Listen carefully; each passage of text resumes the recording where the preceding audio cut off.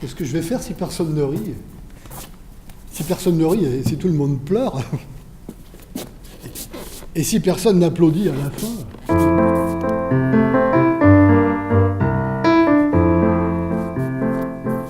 Monsieur le maître d'école, vous souvenez-vous encore de moi?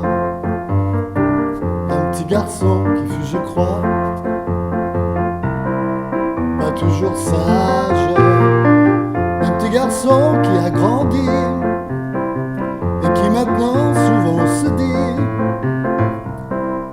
c'était le bel âge. Malgré le temps qui s'envole, il n'en est pas moins vrai que les souvenirs d'école ne s'oublient jamais. Monsieur le maître d'école, moi je me souviens encore de vous. Bijoux, genoux, cailloux, hibou et toute la gamme. Histoire de France et rédaction, géographie, récitation. Récitation? Mais je la connais pas, moi, la récitation. Moi? Au secours! Moi, je la connais. Ah, tu la connais? Oui. Alors, viens. Alors, vas-y, alors.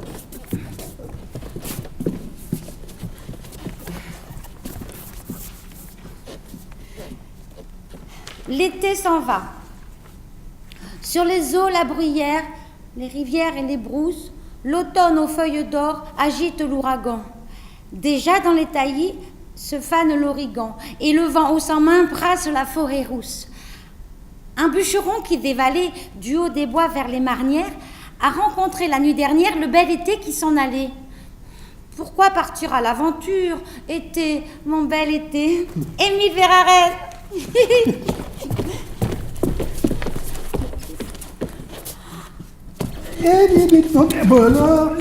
Pas tout ça. Après l'école, quand on arrivait à la maison, maman nous attendait. Enfin, c'était pas maman qui nous attendait, c'était la radio, parce que maman avait allumé la TSF à partir de 8h du matin pour que son pot-au-feu du soir puisse mijoter toute la journée dans la bonne humeur et surtout dans son coin et en sourdine. Et c'était bien Radio Luxembourg, à cette heure-là. Les aventures de Nanette Vitamine. Bonjour, mon papa. Bonjour, Nanette. As-tu bien travaillé à l'école? Oui, j'ai même eu 10 sur 10 en leçon de choses. C'est bien, Nanette. Dis-moi, tu dois être très fatiguée après cette journée. Bon, eh bien, écoute, je t'ai préparé ton goûter favori. Voilà, c'est un petit déjeuner délicieux. Banania. Goûter entre mes savoureux. Banania. Pada. Nanette, là, c'est autre chose. C'est la bolle de Florine, la bonne tisane pour le foie. La bolle de Florine est une tisane qui facilite la digestion et qui combat la constipation. Marcel Mouloudji. Écoutez, je suis ravie de vous accueillir ce soir dans notre émission Au bad à la mariée. Bien, écoutez, j'en suis ravi moi-même. Marcel, j'aimerais que vous nous racontiez cette anecdote amusante, mais qui est avant tout le point de départ de votre dernière création, cette si belle chanson. Ah, vous la trouvez belle? Bien, écoutez, j'en suis ravi. Oui, je reçois un jour un coup de téléphone d'un ami qui habite à San Francisco, qui tient là-bas une sorte de librairie musicale, et qui me dit d'emblée j'aimerais que tu m'envoies 6 feuilles mortes. Alors, je lui réponds, ça ne va pas être facile parce qu'on n'est pas en automne. Et il me précise qu'en fait, il s'agit de la chanson Les Feuilles Mortes, que tout le monde connaît, composée par Joseph Cosma, et dont il voudrait se procurer une partition, mais, me précise-t-il, en 6 exemplaires. Et il ajoute, d'ailleurs, ce serait encore mieux si tu me les apportais toi-même. J'avoue que pendant un bref instant, je me suis me suis imaginé cette traversée pour les Amériques. Mais au même moment, je pensais à Annabelle, ma fille, encore très jeune et si tendre. Alors, j'ai dû aussi imaginer notre séparation, notre éloignement et son absence. Marcel Mouloudji, une chanson dédiée à sa fille Annabelle.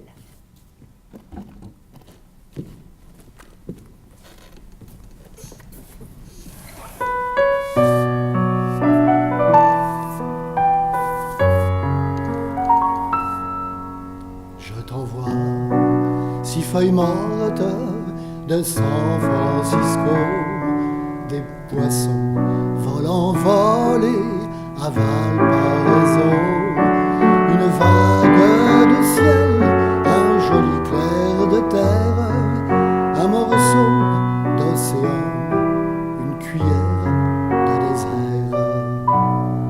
Je t'envoie 6 feuilles mortes de San Francisco, 2 dauphins, une baleine, des haleurs de bateau, une aurore boréale, un typhon, une poupée et des étoiles tombées sur le pont du bateau.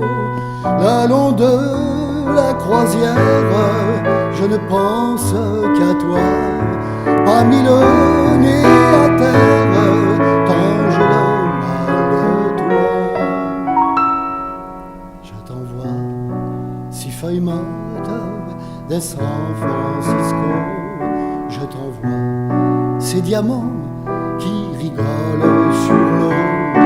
Je t'envoie de l'amour et caresse la chaîne qui relie nos 2 cœurs, du navire à la Seine.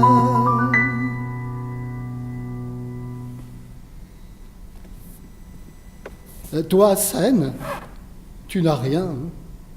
De quai, et voilà tout.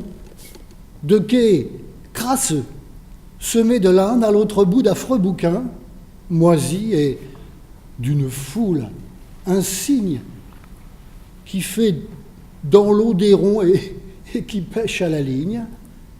Oui.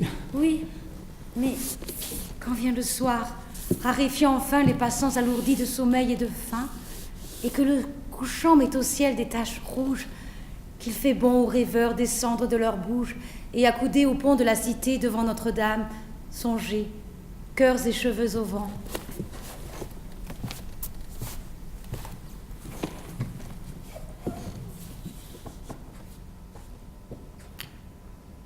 En ce temps-là, le Seigneur dit à ses disciples, « Apportez-moi du gâteau. »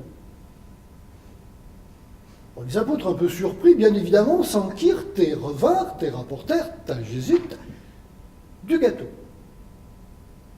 Alors Jésus le prend, le bénit, le rompit, le montra à ses disciples en disant « Ça fait pas beaucoup. »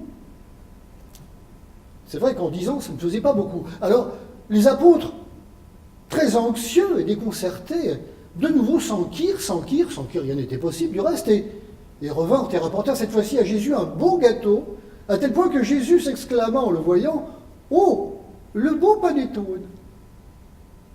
Il le prit de nouveau, le rompit, le montra à ses disciples, enfin soulagés et heureux, et leur dit ceci, « Bon, maintenant allez voir un peu plus loin là-bas si j'y suis, n'est-ce pas ?»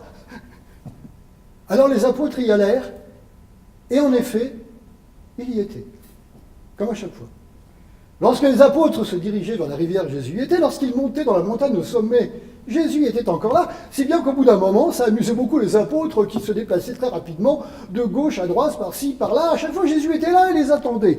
Alors au bout d'un moment, Jésus leur dit, « Bon, écoutez, ceux qui veulent aller voir là-bas si j'y suis, peuvent rester maintenant parce que je ne bouge plus. » Alors là, les apôtres en restèrent clos et quoi. Et quoi, dit Thomas, qui, comme chacun sait, aime bien mettre les mains là où ça lui plaît, et qui voulait toucher 2 mots à Jésus de la façon suivante en lui disant « Seigneur, c'est comme ça qu'on appelait à l'époque, Seigneur, tu as mangé du gâteau, mais nous avons faim. Moi, j'ai tellement faim, Seigneur, que j'ai mal ici. Alors Jésus répondit à Thomas, Thomas, vraiment, homme de peu de foi. Justement, Jésus, c'est là que j'ai mal. Prendre un comprimé croix blanche, quand une douleur vous tient. Prendre un comprimé croix blanche, et ça va mieux, ça va bien. J'avais 12 ans et quelques mois lorsque j'ai perdu ma mère. Je me souviens de la jeune femme heureuse, dont le sourire chaque matin, à l'instant même où j'ouvrais les yeux, illuminait le jour nouveau, tous les longs jours de la petite enfance.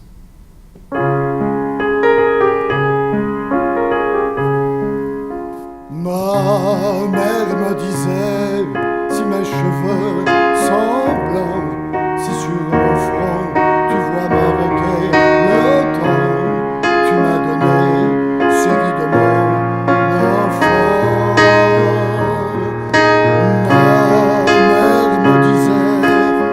Ma mère me disait, et maintenant mes cheveux sont blancs. Derrière mon front, pourtant, le gamin est toujours là. Et c'est lui qui vous invite à cette promenade joyeusement désinvolte et poétique. Et tout ça au cœur des années 60.